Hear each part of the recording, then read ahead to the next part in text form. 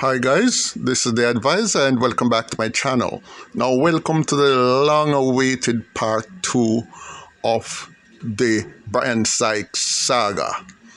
Now I'll begin by saying this. Have you guys ever noticed that over the past 3 years, every shipment of guns that has been discovered at our ports have been successfully intercepted and the culprits caught? And that those not caught red-handed have been tracked down and arrested? Why is that? It is because of the superior tactics of the counterterrorism and organized crime division, which has taken over that aspect of policing in Jamaica. Before that, it was a total mess, we all know. And we can see the successes that they have had. Okay, since they have been put in charge of contraband interception, it has slowed the flow of guns through our ports. Prior to then, our ports were like a sieve. Guns either kept coming in freely or on the occasion where they were discovered, the person who the shipment was assigned to is never caught. Or she or he turns up to collect said shipment, they are notified and able to escape. However, since this specific portfolio has come under the aegis of CTOC, we have seen changes, and the changes are drastic and tremendous, and it can actually be measured. I said that to say this. People are going around saying that the police have failed to properly investigate and proper ironclad evidence on the ongoing Clansman trial, but that is not true. I challenge anyone who say that to back it up by making specific, give me specific details and aspect of each piece of evidence that was purely gathered or poorly presented, and state the specific flaw within each. And I am telling you, plain, that you cannot. This is an indisputable fact, which is quite unlike myself, who can state just how powerful the evidence that was presented were able to have been gathered and what those pieces of evidence are. You are only taking the word of an agent of the Clansman gang as your source, which means that you are either gullible beyond belief or you are retarded to the point where you actually think that a high court judge cannot be tainted or be downright corrupt. At this point, it is important to state the reason for this mass trial. It is explained best by retired professor of political sociology, and he is also the director of the Institute of Criminal Justice and Security at the University of the West Indies, Mona. He is Professor Anthony Harriott. He says the outcome of the Wandan Clansman trial could be the turning point in the fight against crime in Jamaica. He says that a successful prosecution could confirm that the police have the right approach to tackling gun violence. He says, and I quote, "The police have long learned that it is pointless trying to solve every individual murder. It is a specific group is generating, say, 50 murders per year. You can't pursue 50 separate murder cases. You pursue the group, which is what we are doing with the Clansman case," he explained. He urged Jamaicans to watch the case very, very closely, noting that if it succeeds, it could lead to a strengthening and overall reformation of Jamaica's crime-fighting strategy well into the foreseeable future. But what is really at stake here? I'll tell you, the entire future of effective policing in Jamaica, because if we cannot put the best of the good guys against the worst of the bad guys, and despite their best effort, the good guys cannot win because the system that is supposed to support justice is working against them, then what will that do for our morale in the force? The police will become so demoralized that they will never put out their best efforts again, since they know that it will be thrown out by the corrupt members of the judiciary. If that happens, we will be on a slippery slope to hell, because there will be no coming back from that. As a country, we had better be sure of what we want. Okay, Now, back to CETA in specifically, because we're going to leave the man of the hour for last. But I'm just laying the groundwork as to what I'm trying to get at. Remember, CETA delivered. They siphoned off illegal guns out of the hands of the criminals into the hands of the police. They discovered secret burial sites. They had taped conversation which proved the entire leadership and command structure of the gang. In fact, their breakthroughs were so enormous that it would take up too much time mentioning them here. But suffice it to say that there was enough information to prove beyond the shadow of any doubt that the Clansman was a group of sociopathic, homicidal maniacs and are being led by one of the most bloodthirsty individuals ever to walk the face of the earth. Now, CETA has destabilized many gangs, and I go back to two main incidents that have been mentioned in my previous video on this topic to show the role that the Chief Justice played in getting those bloodthirsty gangsters back on the street. I'll speak to the operation to bring down the Dexter Street gang and the Kings Valley gang.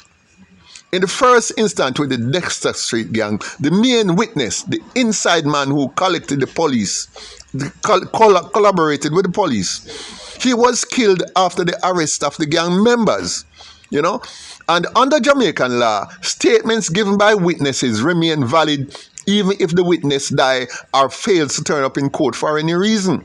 Notwithstanding this, my source tells me that the person who was prosecuting the case, which was the Director of Public Prosecution, Paula Llewellyn, before proceeding with the case after they realized that the witness had been conveniently taken out, she consulted the Chief Justice to get his opinion on how to proceed. It is said, my source, and it's a reliable source, tell me that he flatly refused to support her intention to carry on with the case, despite the mountain of corroborative evidence other than the statement of the missing state witness. On his advice, the DPP, Paula Llewellyn, dropped the matter and released the men.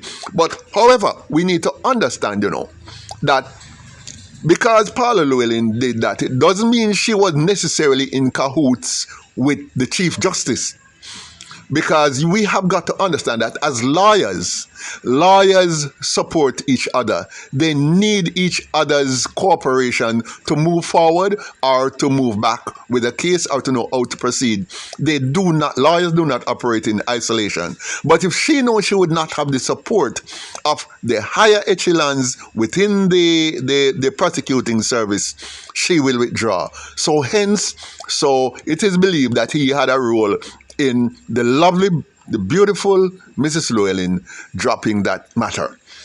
In the case of the Kings Valley gang, which is believed to be responsible for at least 38 murders over a 3-year period, which is virtually one a month for 3 years, that trial was presided over by the Chief Justice himself.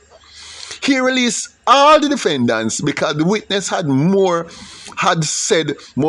than 3 discrepancies between his written statement and his testimony in court. So with one stroke of his pen, a group of bloodthirsty gangsters walked free despite a mountain of corroborative evidence other than the statement of the witness. So if the witness doesn't come on board and say exactly what was in the statement, because it means if the person said, well, it was 8:30 and he wrote 8:30 in the statement and he come up and say 8:45 or 8:15, that is considered as a discrepancy. Now, such little minor, the man was standing on the east side when he was standing on the west side. Well, as far as I'm concerned, those are minor things in the overall essence of the entirety of all the statement put together. But despite that, once there's more than 3 discrepancies, with a stroke of a pen, this gentleman who released the men and found them not guilty and ended the trial there and then. Okay, so As for the state of mind of the Chief Justice, the Clansman gang trial, listen to his excerpts from Nationwide Network.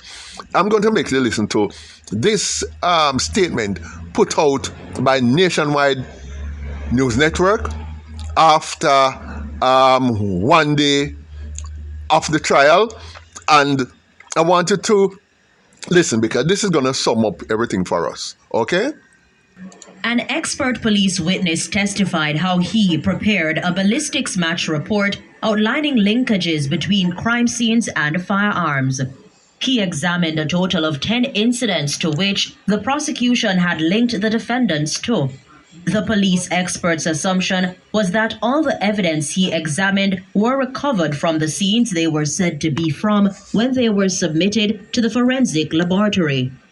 The prosecution revealed that of the 10 incidents, 2 had testimonial evidence that the items from the scenes were in fact carried to the lab for examination. There's the murder of a man known as Dooley on Red Hills Road in St. Andrew, where a police witness had processed that scene. She picked up 9 spent 9mm casings that were packaged and taken to storage. Another police witness testified how he took those spent casings to the lab. The prosecution submitted that the findings of the ballistics report is consistent with the testimonial evidence. But Chief Justice Sykes questioned if there were crime scene photographs or any other documentation relating to the incident. The prosecution continued, submitting that there's also testimonial evidence regarding a double murder at New Nursery in Spanish Town on September 9, 2017. The officer who processed that scene retrieved spent casings and took photographs, which were taken to the lab. The firearm linked to that scene was recovered by the police on November 17, 2017, from the defendant Tariq James. The weapon, a sig-saw, and the photographs from the crime scene were all tendered into evidence. Justice Sykes stated, quote, "Look at the contrast between the 2 incidents. Chalk and cheese. One is documented, the other zero documenting of any kind," end quote. He further said that the proof of the underlying crime needs to be completed. The prosecution maintained that they have put forward all the evidence they have. Quote, "It is what it is, my lord," end quote.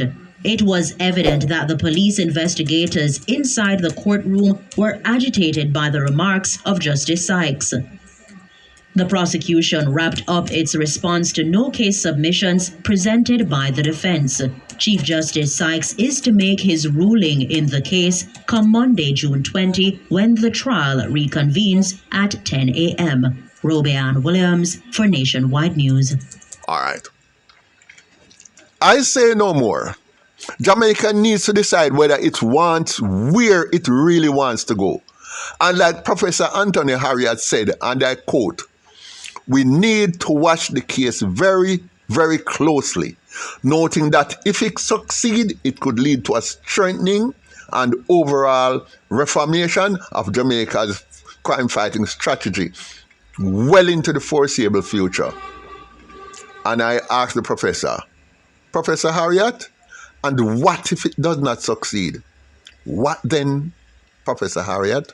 What then, Jamaica?" In my next video coming up, I'll be providing a comprehensive crime strategy for Jamaica. It is radical, but simple in its application. You won't want to miss it.